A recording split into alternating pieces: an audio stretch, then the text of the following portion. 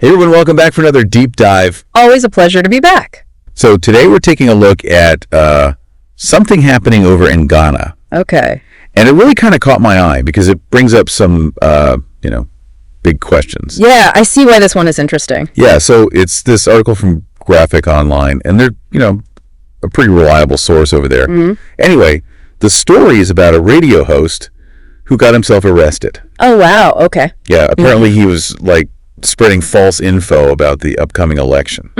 That's a bold move with an election coming up. Not very smart. Right. So that's what we're going to try to unpack today. What exactly did he say? Yeah. And why are the police so worried about it? Is this a freedom of speech thing? Ah, interesting. So just to give everyone the basics, we're talking about this guy, Oheneba Nana Asiedu. Okay. He's a presenter at Wontumi FM in Kumasi. Gotcha. And he was arrested on November 23rd. Mm-hmm. And the charge is violating Section 208 of the Criminal Offences Act, which, I looked it up, it's from 1960. So this is a pretty old law about publishing false news. Wow, 1960. That's quite a while ago. So what did he actually say that got him in trouble? Well, that's where it gets interesting.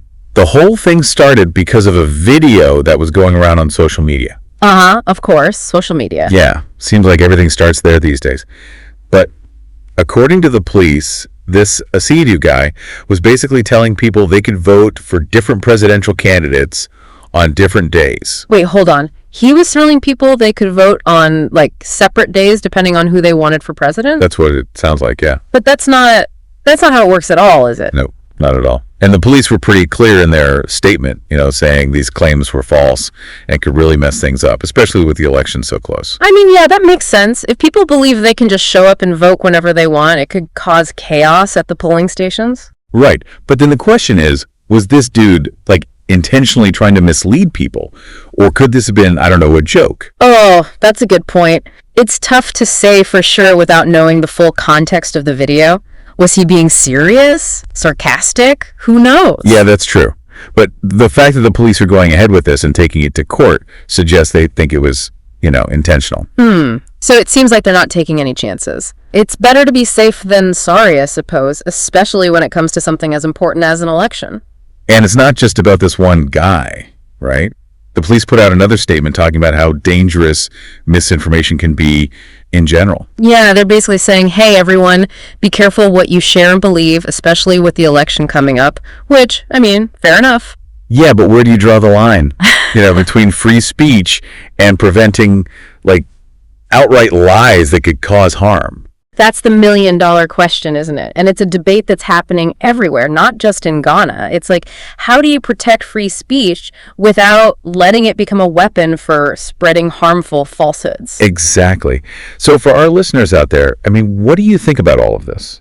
This is a tricky one. It's like walking a tightrope. Because this whole thing could really set a precedent for how authorities deal with stuff like this going forward. Oh, absolutely. Just imagine if he is found guilty, what kind of message does that send to other broadcasters? Yeah, it could make people think twice before speaking their mind, especially if they're worried about getting arrested for saying the wrong thing. Right. And is that the kind of society we want to live in, where people are afraid to speak their minds, even if they're wrong?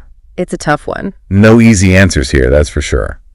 So we've got this situation in Ghana with, potentially huge implications for freedom of speech and the role of social media during elections. And it's not just Ghana, right? We see this kind of tension playing out in democracies all over the world. This is a global issue for sure. It's like everyone's struggling with how to handle this new world of information where anyone can say anything and reach millions of people instantly. Exactly. And how do you filter the truth from the noise?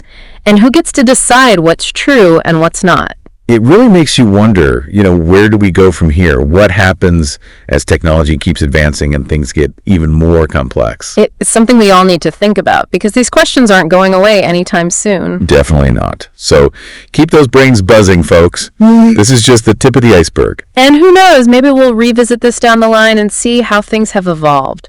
It'll be interesting to see where this all leads. All right, well, that's all the time we have for today. Until next time, stay curious and keep exploring. See you next time.